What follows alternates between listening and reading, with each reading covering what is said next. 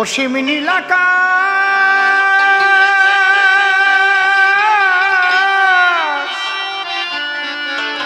কে গড়ালো ও কে গড়ালো অসীম নীলাকাশ কে গড়ালো কে গড়ালো অসীম নীলাকাশ কে গড়ালো কে গড়ালো এত তারা বুকে এনে কে জড়ালো কে গড়ালো অসীম নীলাকাশ কে গড়ালো কে গড়ালো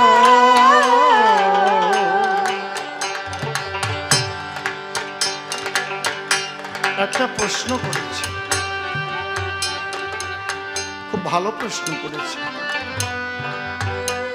যে ঠাকুরের মতে ভোরবেলা কেন হয় পয়সা দিতে? পয়সা দিয়ে কি কখনো ভগবানকে লাভ করা যায়? না ভাই, পয়সা দিয়ে ভগবানকে লাভ করা যায় ঠাকুর কখনো বলে নাই। কিন্তু ইষ্টভৃতি কেন দিতে হয়? ইষ্টে চেতন ব্যক্তিত্বটা, মন্ত্রে চেতন মন, ইষ্টভৃতে দীক্ষা চেতন, সেবায় চেতন ধন।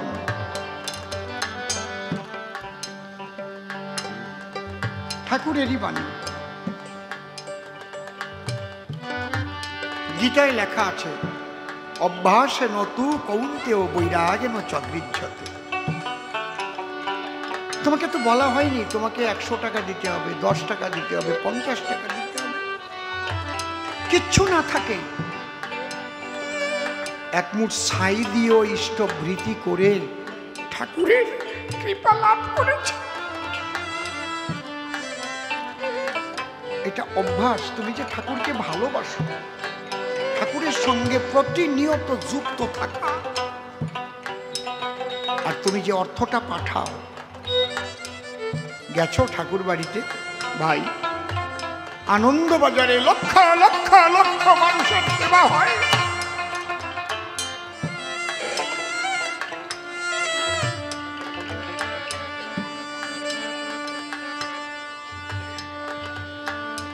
এটা তোমার কল্যাণের জন্য। এবং প্রত্যেকটা আমাদের সনাতন ধর্মের প্রত্যেক মত পথে ইষ্টভৃতি আছে, নাম আলাদা। আপনারা যারা কালীঘাটে যান, সেখানে গিয়ে মায়ের নামে ডালা দেন, দেন না? দেন কি না বলুন? আপনারা নবদ্বীপ যান, বৃন্দাবনে যান, পথ দিয়ে হেঁটে যান, একটা শনি মন্দির দেখলেও 2 টাকা 5 টাকা দিয়ে যান, দেন না? সত্যি কথা কোন, দেন কি না? যারা মতুয়া, তারা ওপার বাংলায় যখন ছিল, যে ফসল হতো তার আগ ধান কেটে রেখে দিত, ধানের পাহাড় হয়ে যেত, ঠাকুর বাড়ি দিত, দেয় না? মুসলমানরাও দেয়, ওরা বলে জাকাত। সারা বছর উপার্জন করে যে প্রফিট হয় সেটা হচ্ছে গ্রস প্রফিট, সমস্ত খরচাপাতি বাদ দিয়ে যেটা থাকে নিট প্রফিট। নিট প্রফিটের 1/5 আল্লাহর নামে জাকাত দেওয়ার নিয়ম, নিয়ম বান্দাস। খ্রিস্টানরাও দেয়, তার নাম চার্চ রেট। বুঝেছো কি বলছি? তাহলে ইষ্টভৃতি তুমি দুপুরবেলা করতে পারবে না, একটা টাইমে তোমাকে উঠতে হবে ভোরবেলা, এবং সেই টাইমটা কিন্তু ডিসিপ্লিনটা করা আছে ঠিক এই কয়টার সময়। এখন ভোরে কয়টায় করতে হয়, সেটা কটায়, এখন টাইমটা কটায়? এক এক মাসে তো টাইম পাল্টে যায় না। 6টা 21। দেখেছেন? শীতকালে একরকম, গরমকালে একরকম, টাইমগুলো পাল্টে যায়। এই যে তোমার একটা অভ্যাস 6টা 21 আমার প্রার্থনা, তার আগে তুমি যেটা উপার্জন করেছ তার কিছু ঠাকুরের নামে তুমি দিলে, ঠাকুর তুমি গ্রহণ করো।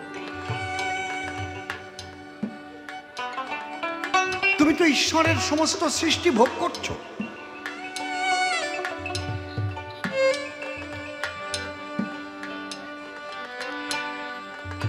তুমি তো ঈশ্বরের সমস্ত সৃষ্টিকে ভোগ করছো। বাতাসের অক্সিজেন কোন বৈজ্ঞানিক সৃষ্টি করেছে? বলেন। জল, আগুন, বাতাস সমস্ত ঈশ্বরের সৃষ্টি। তার সৃষ্টি সমস্ত কিছু। মাতৃস্তনে দুগ্ধ পান করেছে। কোন যুবতী মেয়ের স্তনে তো দুগ্ধ আসে না। কে দিয়েছে এই দুগ্ধ? একটা ঘোষের কাছ থেকে দুধ নাও, মাসে মাসে টাকা দাও, টাকা ছাড়া দেবে? ছেলেদের প্রাইভেট পড়াও, মাসে মাসে টাকা দাও।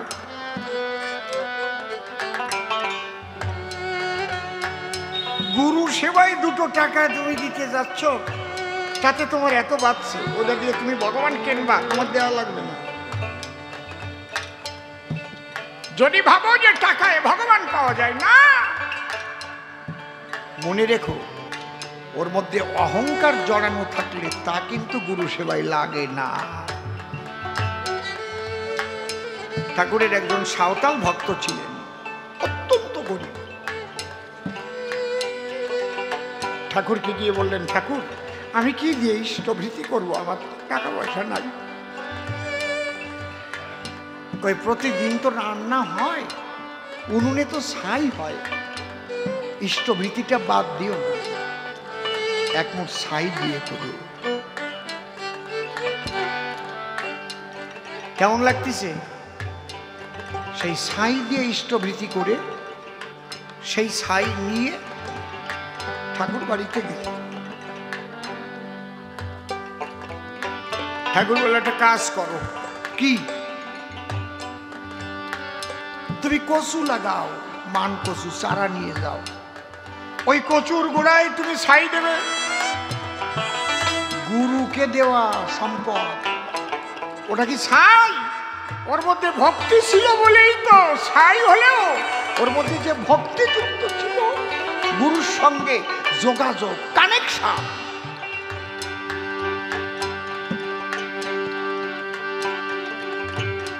সেই মান কচুর চারা নিয়ে লাগাইয়ে ছাই দিয়ে কচু হইছে সেই রকম পেটারটা।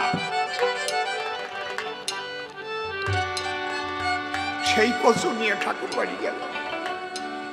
ওই যে ইষ্টভৃতি দিয়েছিল তাতে যে মান কচু হলো, ওখান থেকে ওই বিক্রি করে ওর সংসারের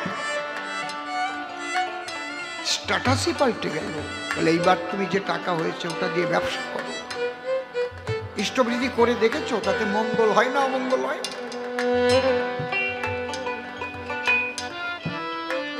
ভালোবাসার মানুষকে কিছু দিতে হয় না।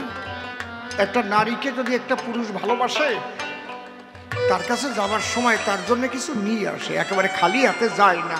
ঠিক কি না? যায় কি? যে কোনো একটা জিনিস নিয়ে যায়, একদম খালি হাতে যায় না। সেই বেলায় তোমরা দিতে পারো। আর ঈশ্বরের সৃষ্টি সমস্ত কিছু পেয়েও গুরু সেবায় কিছু দিতে গেলে বুকটা উঠে চলে। অসীম নীলাকাশ কে গড়ালো, ও কে গড়ালো, অসীম নীলাকাশ কে গড়ালো, কে গড়ালো। কায়াহীনই মায়া লোকে ছায়াপাত হতে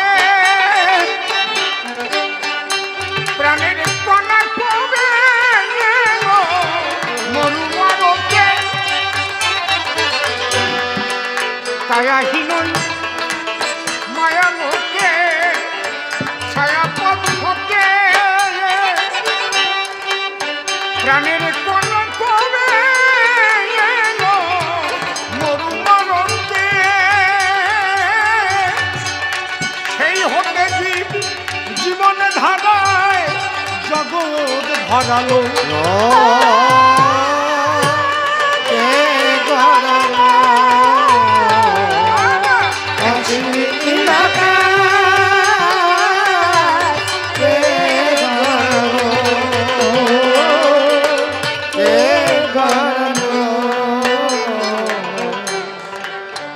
বিশ্বনাথের বিশ্বখানা বিস্ময়ে ভরা তার বিরহে জলে জ্বালায় আর কার বিরহে ঘরে কেন ভরে এ ভরা বিশ্বনাথের বিশ্বখানা বিস্ময়ে ভরা তার বিরহে ভরে ভরে ভরা এ কেমন রহস্যে ভরা হয়ে দাঁড়ালো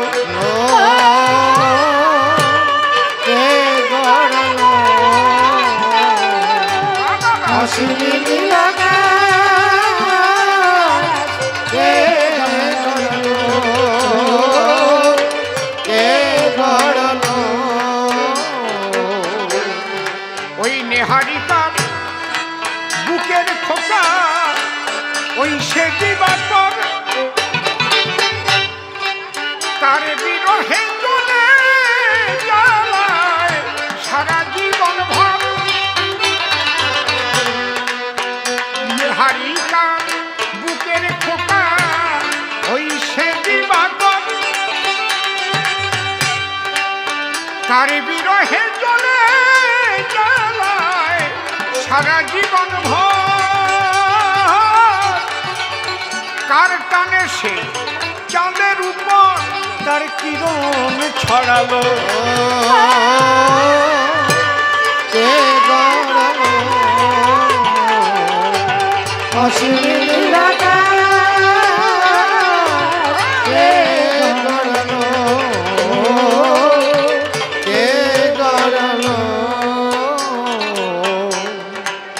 তার টানে ওই উল্কা ছোটে পুড়ে হতে ছাই কোন তারকার প্রথম আলো আজও আসে নাই তার টানে ওই উল্কা ছোটে পুড়ে হতে ছাই কোন তারকার প্রথম আলো আজও আসে নাই আমরা এ রহস্য কেউ খুঁজে না পাই কিসে কি হলো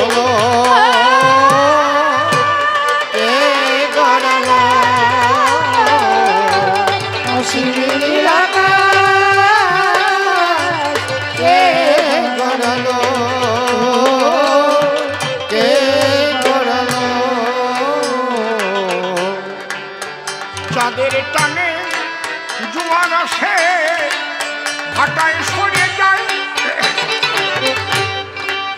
বিপুল মহাসাগর বাড়ি ভাটায় যায় কোথায়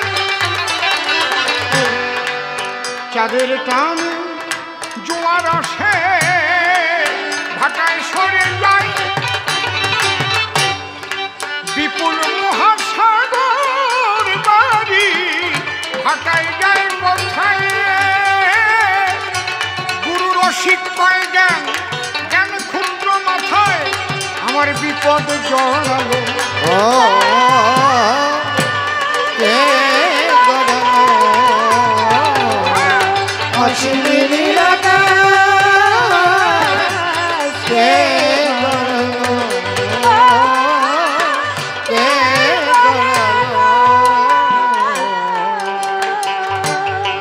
যার সৃষ্টি এই বিশ্বখানা,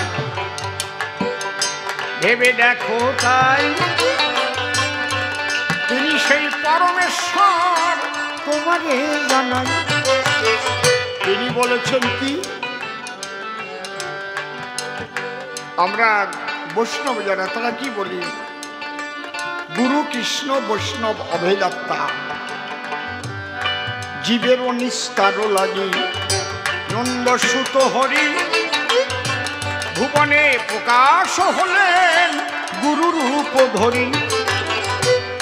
তাই গুরু সেবা না দিয়ে যে একা খেতে চায়, তার মতো সোনা নাই এই বিশ্ব বসুধায়। যা পারো তাই দিও, বাধ্যবাধকতা নাই, প্রতিদিন অভ্যাস যোগ প্রতি মানুষের চাই। এই যে ভোরবেলা উঠলে পরে তোমার শরীর থাকবে ভালো, নিরোগ দেহ হবে তোমার, বললাম সভা চলো। আগামীকাল থেকে ভোরে ভোরে করবেন গাত্রোত্থান,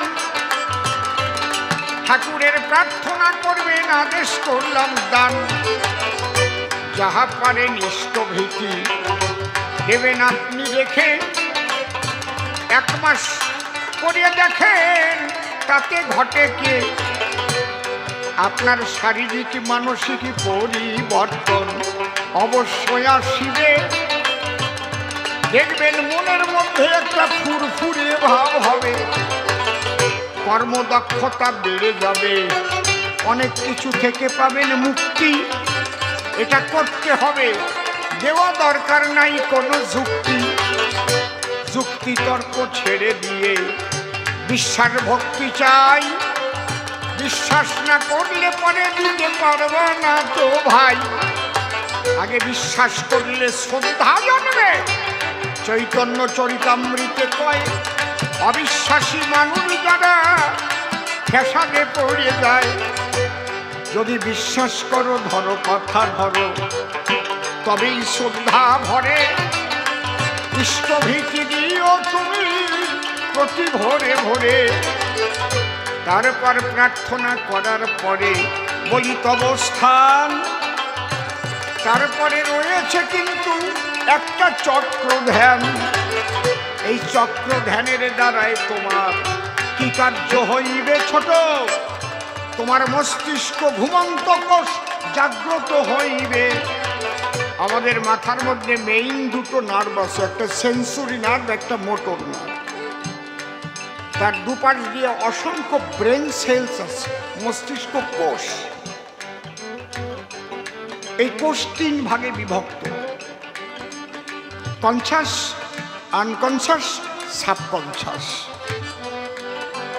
ঠাকুর এমন একটা ধ্যান দিয়েছেন, চক্র ধ্যান বলে যারে, ওর দ্বারায় ওই কোষগুলো প্রস্ফুটিত হতে পারে। কেউ জ্ঞানী কেউ অজ্ঞানী, ভেবে দেখুন তাই। চক্র ধ্যান করে দেখেন আমরা কি ফল তাতে পাই। তাহলে প্রতিদিন ভোরে উঠে ইষ্টভৃতি করে প্রার্থনা করে তারপর চক্র ধ্যান যে করে, তার জীবনের পরিবর্তন হবেই হবে, বলে গেলাম তাই। যুক্তি তর্ক ছেড়ে দিয়ে 1 মাস করা চাই। যদি 1 মাসের মধ্যে না হয় তোমার জীবনের পরিবর্তন, আমাকে তুমি করবে তখন গালাগালি করে ফোন, এত বড় কথা বলে গেলে পরিবর্তন হয় নাই। দেখবেন মন ধীর স্থির হয়ে যাবে ভাই। তাই ইষ্টে চেতন ব্যক্তিত্বটা, মন্ত্রে চেতন মন, আর ইষ্টভীতে দীক্ষা চেতন, সেবায় চেতন ধন। অনেকে আছে দীক্ষা নিয়েছে, গুরুর নামই মনে নাই। দীক্ষা নিলে হাতের জল শুদ্ধ হয়, জানা ছিল তাই। গুরুর কিন্তু অভাব নাই, এখন মানুষ ঠকাবার করে। দেখবেন সমাজে কত রকমের গুরুরা যে ঘোরে। একদল আছে তাদের পাশে পাশে কত নারী রয়, শাখা সিন্ধুর নেয় না তারা, শোনেন মহাশয়। কোনো দলের নিন্দা করি না, তবে বেভিচার ভালো নয়। আচার ব্যবহার শুদ্ধ করা শ্রেষ্ঠ ধর্ম হয়। যদি কোনো মতপথের মধ্যে বেভিচার ঢুকে যায়, তাহলে তাহা ধর্ম হবে না, অধর্মই হয়। এই জন্য সৎভাবে করো জীবন যাপন, সতের সঙ্গে সদা তুমি থাকিবে মিলন। সদ্গুরুর বাক্য যেজন মান্য করে চলে, সতের সঙ্গে যুক্ত সেজন সন্ধ্যা বা সকালে। এই যুক্ত হতে পারলে অনেক কিছু মুক্ত হবে। তোমার মন প্রাণ দেখবে তখন পবিত্র হয়ে যাবে। আর একটা প্রশ্ন করলে তুমি সভ্য সভাস্থান, দীক্ষা দিলে তারে আবার দাদা বলে কেন? শোনো, ঋত্বিকরা বলে না কখনো আমি তোমার গুরু। যে প্রশ্ন তুমি এখানে করিয়াছো শুরু, ঋত্বিক যারা ঠাকুরের কুকুরের মতো ঘুরিয়া বেড়ায়, তারা ঠাকুরের দেওয়া সিদ্ধ বীজ কর্ণে দিয়ে যায়। যেমন দেখবেন বীজ আসে ভিডিওর মাধ্যমে ভাই, ওই বীজে ভালো ফলন হয় আমরা জানি তাই। ওটা শোধন করা বীজ বটে, ভিডিওর মাধ্যমে এলো। চাষি আবার পঞ্চায়েতের মাধ্যমে সেই বীজ পেয়েছিল। ঠিক তেমন গুরুর দেওয়া ধন ঋত্বিক দাদারা দেয়। সে নিজে গুরু এই অহংকার নায়া থাকে হিয়ায়। গুরু একজন শ্রী ঠাকুর অনুকূল চন্দ্র আমাদের কথা লবে। এক গুরুকে তোমরা সবাই ভজন করিবে। এই জন্য এই মতবাদ বলি তোমার ঠাই। তাহলে তার স্ত্রীকে মা বলে কেন, তাহার জবাব দিয়ে যায়। এই যে দীক্ষা দিল তোমায়, সে যে দাদা হয়। এক বিশ্বপিতার সন্তান আমরা, এই তো পরিচয়। তার স্ত্রীকে মা বলে কেন, বলি তোমার ধারে যত্র গৌরী তত্র নারী, শাস্ত্রের মাঝারে। নারীকে সদা মায়ের মতো করতে হবে জ্ঞান, তাই না হলে নষ্ট হবে তোমার সাধনার সোপান। মা বলেই পার পাওয়া যায় না, যদি বৌদি বলতে হয় তার মধ্যে একটা কেমন তেলাচোরা বুদ্ধি এসে যায়। এই জন্য প্রতি নারীর মধ্যে ঠাকুর মাতৃভাব শিখায়। প্রতি নারীর মধ্যে মাতৃভাব যেন হয় উদয়। নারী বলতে মাতৃ সমা, এই গান যখন জাগবে মনে রাখবেন মাটির মা তখন নিজেই কথা কবে। তাই ঋত্বিক দাদারা তারা কিন্তু মন্ত্র বটে দেয়। এটা ঠাকুরের দেওয়া মন্ত্র, তারা নিজেরা গুরু নয়।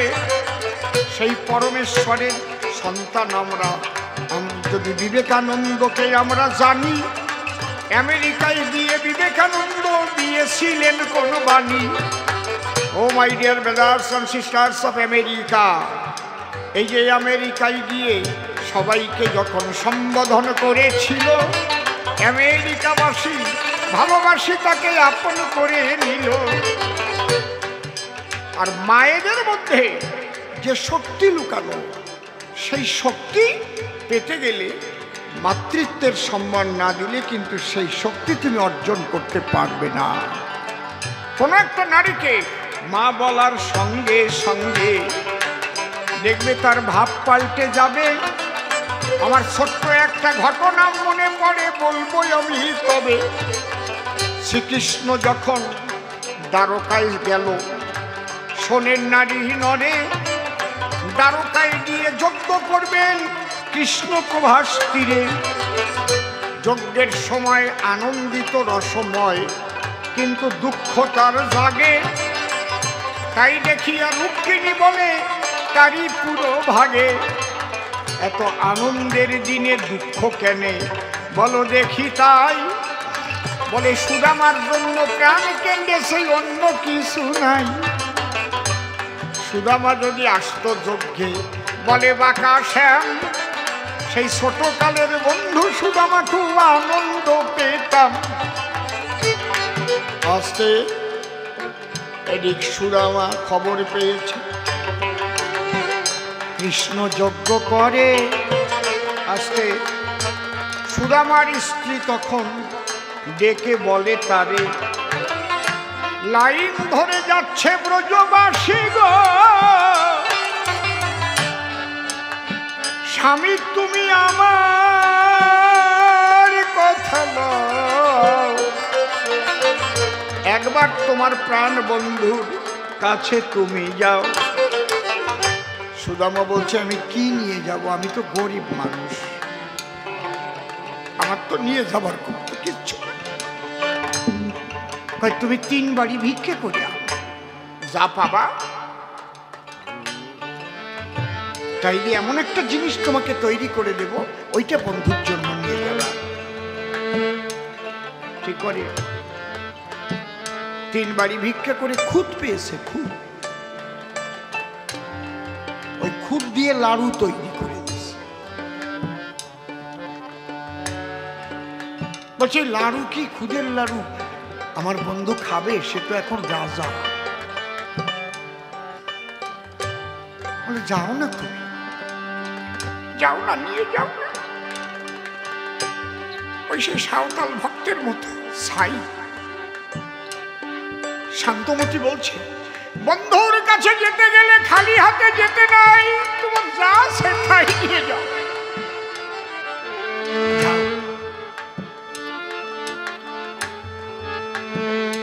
তবে তুমি আমার কথাটা একটু বলবে, আমরা আর কতদিন দরিদ্র থাকবো গো? যার বন্ধু এত বড় রাজা, সেই বাল্য বন্ধু সে ভিক্ষা করে খায়। সুদামা, সুদামা ওই খুদের লাড়ু নিয়ে দ্বারকার দিকে চলছে।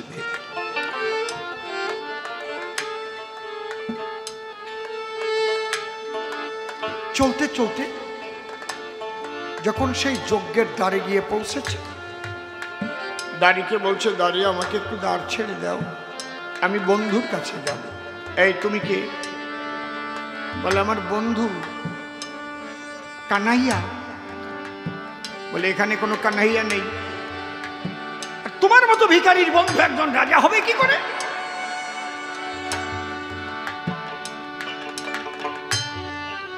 সুদামা বলছে দাঁড়ি, দাঁড়ি তুই জানিস না দাঁড়ি কত একটা ফল আমার বন্ধুর মুখে দিয়েছি।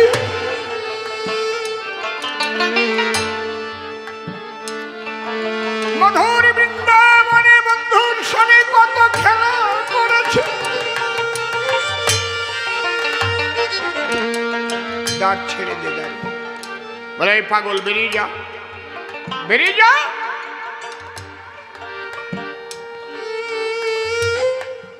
বলে তুই কিছু ভিক্ষা নিবি? বলে আমাকে ভিক্ষা দিতে চাইছি। সুদামা বলছে তোরে আমায় কি ধান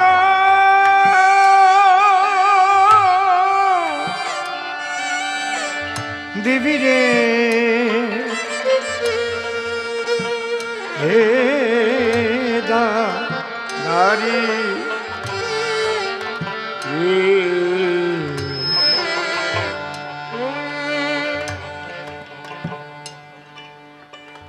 আমি কি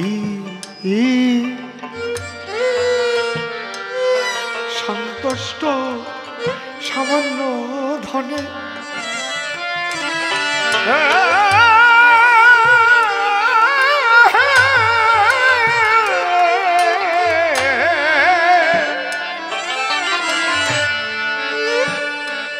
যোগী ঋষি যারে না পায় ধ্যান, হরি হরি আমি ভিক্ষা চাই সে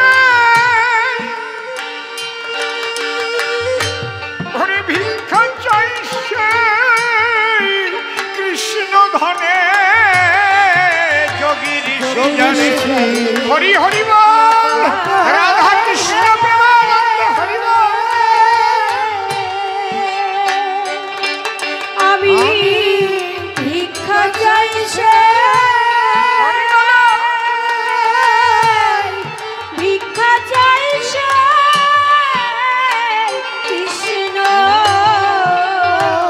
ধারে।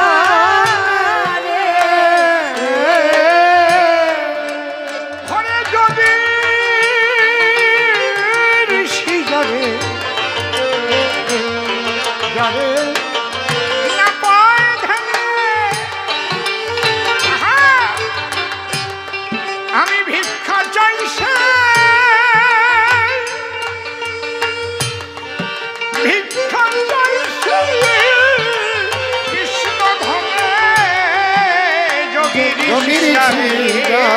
না পায় ধ্যানে, আমি ভিক্ষা চাই সে কৃষ্ণ ধারে।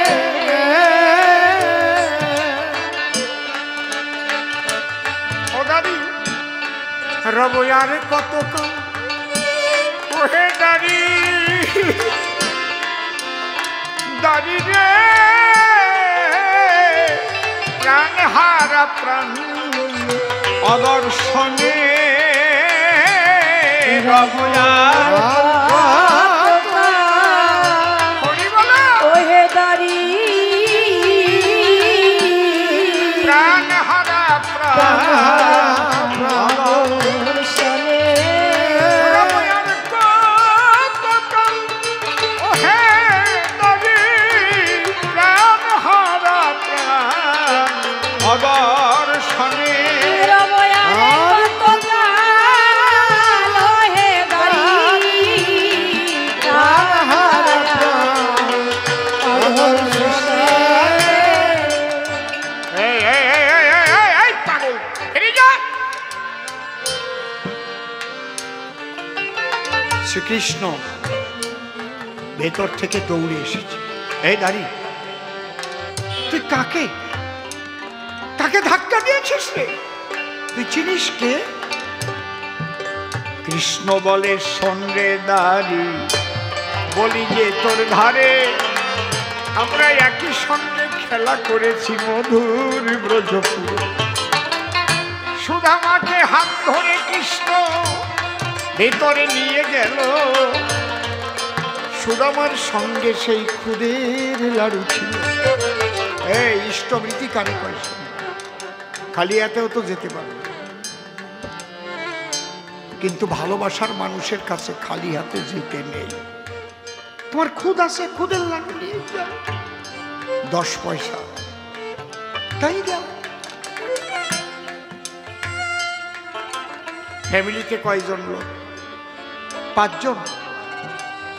বিপদে পড়লে ঠাকুর রক্ষা করো, তাই ঠাকুরের ফ্যামিলির একজন মেম্বার বানাতে পারো না? 5 জনের জায়গায় 6 জন। বিপদে পড়লে বলবা গুরু রক্ষা করো, তাকে ফ্যামিলির সদস্য করে নাও, তাকে হেড মেম্বার করে নাও। হে গুরু তুমি চালাও। এই বোধটা আগে জাগাও, তবে তোমার ইষ্টবৃত্তি দিতে কোনো কষ্ট হবে না।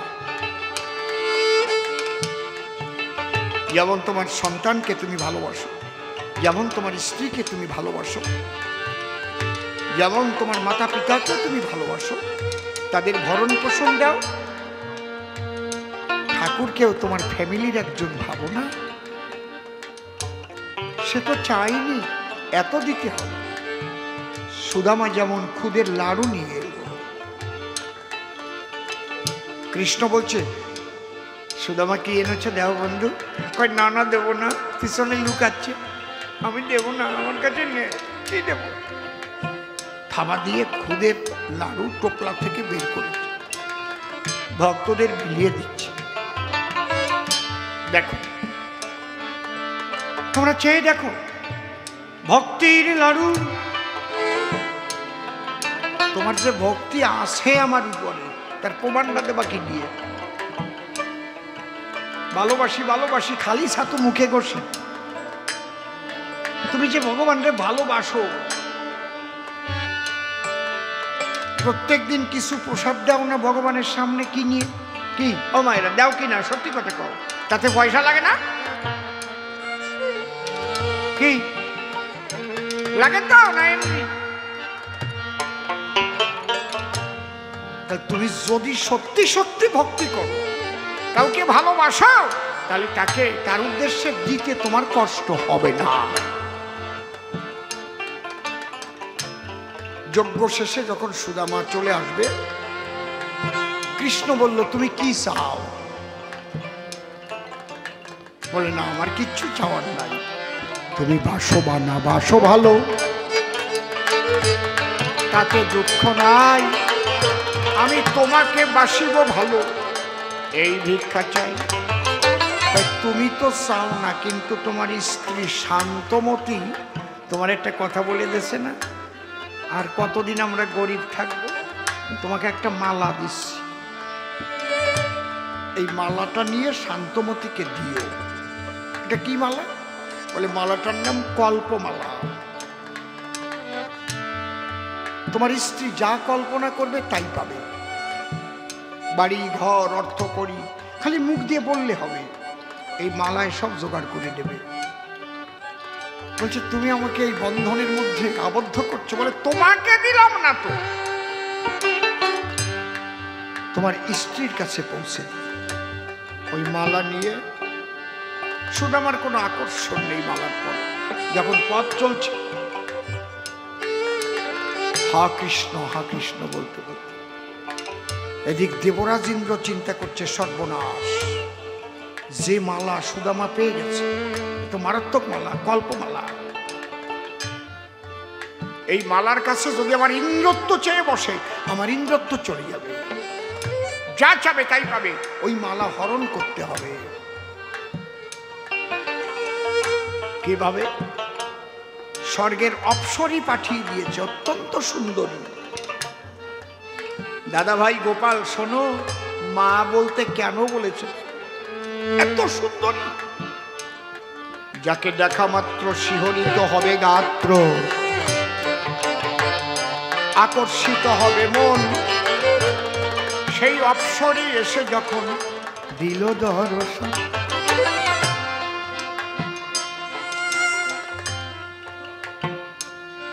অপ্সরীর উদ্দেশ্য কি? ওকে ভুলিয়ে ভালিয়ে কামে উন্মত্ত করে ওই মালা ছিনিয়ে নিয়ে যাবে। প্রায় অর্ধউলঙ্গিনী অবস্থায় সম্মুখে এসে দণ্ডায়মানা হয় ওই স্বর্গের অপ্সরী। যখনই সুদামার সামনে দাঁড়িয়েছে, সুদামা বলছে মা, তোমার এরূপ কেন মা? মাগো বলো মা, কি চাও তুমি বলো মা।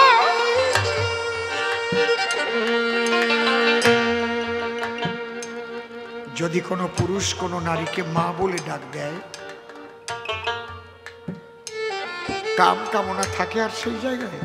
কামের কামনা তো নষ্ট হয়ে যায়। লজ্জা পেয়ে মুখ ঘুরাইয়ে ইন্দ্রের কাছে চলে গেছে। তুমি কার কাছে পাঠিয়েছ? কেন? আমি আমার অঙ্গভঙ্গি দিয়ে তাকে কাম উন্মত্ত করে ভেবেছিলাম মালা ছিনিয়ে আনবো, কিন্তু যাওয়ার সঙ্গে সঙ্গে যে আমাকে মা বলে সম্বোধন করে, আমি কি বলতে পারি তার কাছে রতি ভিক্ষার কথা?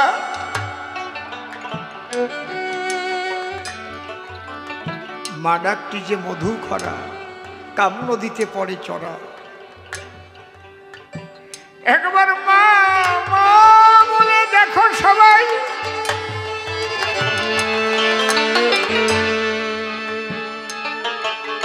ঠাকুর কত সূক্ষ্মভাবে এই নির্দেশগুলো দিয়েছেন, ভাবতে গেলে না পাগল হয়ে যেতে হয়। এই জন্যে প্রতিটি নারীকে তিনি মায়ের মতো সম্মান দিতে বলেছেন। ঠাকুরের বাণী যদি ঠিক মতো মানতে হয়, কলিযুগে যে অবস্থায় চলছে সেগুলো বললেও আমি ধাক্কা খেয়ে যাব, আমার জানা আছে সেগুলো।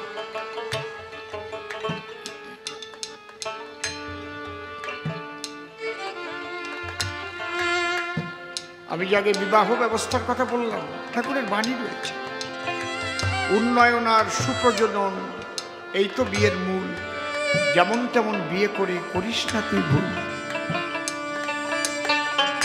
ঠাকুরের এমন বাণী আছে, যে নারীতে চাকরি করে জনন জাতি তারাই হরে, জনন জাতি। তবে টিচারই ঠাকুর আবার কিছু বাদ দিয়েছে, টিচারি করলে অসুবিধা নেই। সমস্ত চাকরি আজকে তো নারীরা সমস্ত চাকরি বাকরির মধ্যে ঢুকছে। খুব সূক্ষ্ম দৃষ্টি দিয়ে এমন কিছু কথা বলেছিলেন, বর্তমান যুগ যেভাবে যাচ্ছে সব মানতে পারবে না মানুষ, বিরোধী আলোচনা করবে, বিরুদ্ধতায় ভরে যাবে। প্রত্যেকটার মধ্যে দর্শন রয়েছে। মাতৃরূপে যদি নারীকে দর্শন করা যায়, তাহলে কি নারী ধর্ষণ করা যাবে? আপনারা বলুন তো।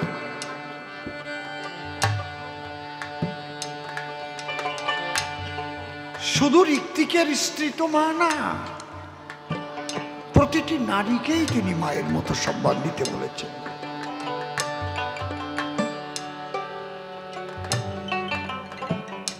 নারীর পবিত্রতা, নারীর সতীত্ব একটা দেশের উন্নয়নের মানকে নির্ণয় করে। মনে রাখবেন আপনারা, নারী এমন একটা শক্তি,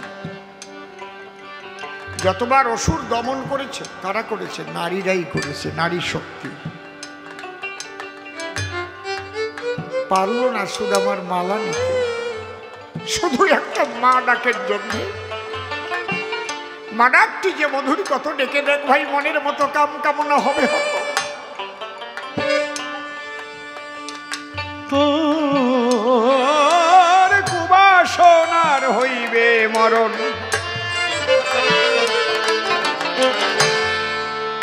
দেবরাজ ইন্দ্র ঈশ্বরের শরণাপন্ন হলেন। তখন ঠাকুর এই কল্পমালার কাছে যদি চেয়ে বসে ইন্দ্রত্ব, ভগবান তাকে আশ্বস্ত করলেন, তুমি নিশ্চিন্ত হতে পারো,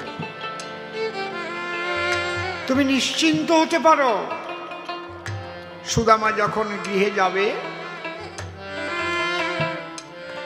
সুদামার সঙ্গ যখন তার স্ত্রী পাবে, পরশমণির ছোঁয়া পেলে যেমন লোহা সোনা হয়ে যায়, তার সমস্ত আকাঙ্ক্ষা দূরীভূত হয়ে স্বামী স্ত্রী একত্রে তারা কৃষ্ণ প্রেমে মাতোয়ারা হবে।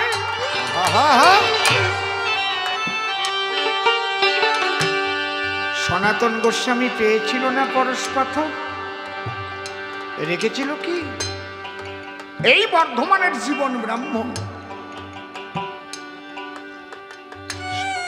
ভক্ত সনাতন সেই পরশ পাথর নিজে স্পর্শ করে নাই, বলে তুমি টাকার জন্য এসেছো, ওটা নিয়ে যাও।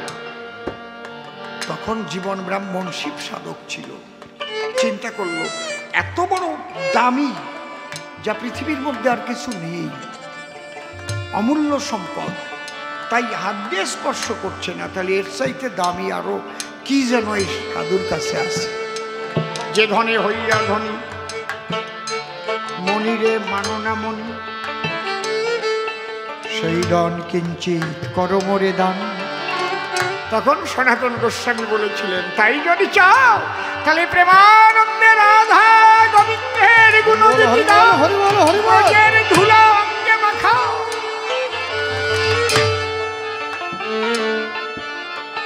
পরশেন পরশপি যাদৃশী লৌহ কাঞ্চন, তাদৃশী মহৎ সমাগমে পাপিনাং উচ্চতে পাপ। তাই ইন্দ্রকে বলল, তোমার ভয় করতে হবে না। সুদামা যখন মালা নিয়ে বাড়ি চলে যাবে, সুদামার সঙ্গ পেয়ে তার সব কামনা বিলুপ্ত হবে। সেই মন তৈরি হয়ে যাবে, নাই তো তোমার ভয়। তাহলে সুদামা মা ডাকের জন্য পার পেয়ে যায়। তাই প্রতিটি নারীকে মায়ের মতো করবে দর্শন। ঠাকুরের বাণী আপনারা সবাই করিবেন পালন। দেখতে দেখতে রাত 10টা বেজে গেছে গো, এবার মনে আছে ভাবো আমার ভাইকে নিয়ে একটু মুখোমুখি দাঁড়াবো। আমরা নেপাল গোপালে দুইজন মিলে হয়ে মুখোমুখি আর একটু ঝগড়া করি, দেখি ভাইটি বলে কি। তার কথা শুনে শুনে আমার মনে আছে ভাবো আমরা ঝগড়াঝাটি করে মিলন হয়ে যাব। ঠাকুরের বাণী যদি ভালোবেসে থাকে আমার সঙ্গে সেও দীক্ষা নেবে। এই ঠাকুরের দীক্ষিত হয়ে তাকে প্রণাম জানাবে। তার কাছে যেটুকু চাঁজন আজই করলাম ভাই। ভেবে দেখো এই বাণীর উপরে আর কোনো বিজ্ঞান নাই। মানুষকে যদি উন্নত হতে হয় বলি তোমার ধারে সমস্ত তথ্য আছে ঠাকুরের বাণীর ভিতরে। বিশ্ববাসী যদি সবাই ঠাকুরের বাণী মেনে লয় সাম্প্রদায়িক গণ্ডগোল আর থাকবে না মহাশয়। বুদ্ধ ঈশায় বিভেদ করে শ্রী চৈতন্য রসুল কৃষ্ণে জীবধারিতে আবির্ভূত হয় একই ওরা জানিস নে। ধর্মে মানুষ বাঁচে বাড়ে, সম্প্রদায়টা ধর্ম না রে। অন্যে বাঁচায় নিজে থাকে, ধর্ম বলে জানিস তাকে। অপরকে মেরে কবু কোনোদিন ধর্ম নয়। ঠাকুরের বাণীগুলো তাড়াতাড়ি বাংলাদেশে পাঠাতে হয়। ওই মুসলমানদের এই বাণীগুলো বেশি মানাই দরকার। ঠাকুর কি বলে গেছেন বললাম সবার ধার। অন্য বাঁচায় নিজে থাকে, ধর্ম বলে জানিস তাকে। ধর্মে মানুষ বাঁচে বাড়ে, সম্প্রদায়টা ধর্ম না রে। এই জন্য সাম্প্রদায়িকতা এত বৃদ্ধি হলো। এই সময়ে ঠাকুরের বাণী দেখেন কত ভালো। সারা বিশ্ব শান্তি আনতে গেলে এই বাণী যদি মানে বিশ্ব শান্তি আসতে পারে এ বিশ্ব ভুবনে। পরিষ্কার জবাব দিয়ে গেলাম আমি তাহার